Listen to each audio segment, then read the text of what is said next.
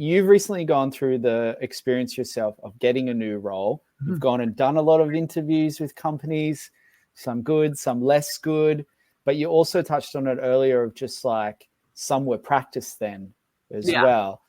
For all these people out there going through the hoops, going through the motions, it can feel like a one-way street where you're giving a lot to them and maybe not getting something in return. Like, did you have a moment you spoke to yourself and said, no, I get something out of this? Like how do you turn this process, which can feel trying and frustrating, how do you turn it into something constructive still for yourself, or you get something out of it no matter what? Like, were there little things that you would do to just think, okay, experience points, like, sanity, save sanity. I would say, and again, I'm going to say it's much easier said than done because I am on the other side of it. And there were dark points this summer. I sugarcoat it. Like imposter syndrome was in a deep, dark place. And I really, it sounds so like woo-woo, but like, that's kind of who I am anyway. Whatever. Like it really wasn't until the moment that I like let go. Like I was clinging on so tight to every single process and every single stage of every process. And it wasn't until like middle of the summer, I was like,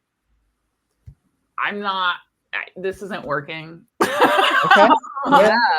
I kind of just let go of focusing so much, and I started doing more like meditation. I would prep a couple days before, study. I studied like it was a college exam.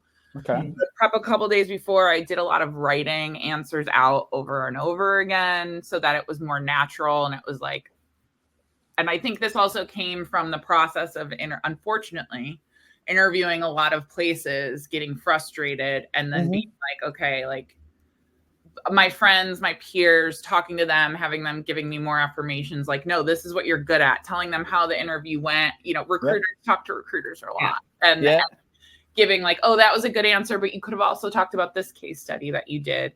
And then getting all of that kind of into a notebook that I just kept in one place, and then meditating the day of, trying to keep a clear mind, do a walk, just be in a better positive headspace. That was helpful. Wow.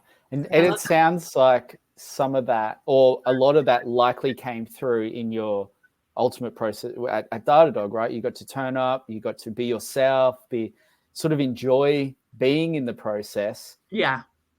Through some of that prep and the relaxing. I felt safer. I felt cared for. And I was also getting green flags of, I could tell that they knew what I did and they respected what I did. And they like, you know, like that kind of thing. And also as recruiters, we know this, and I didn't want to admit it. Like the way I got that job was I applied to the role the minute it came out, and I sent a message to some of the hiring managers, just an authentic. It can work. 2 to 3 sentences. We use Datadog at Peloton. I have a lot of respect for the brand and the culture.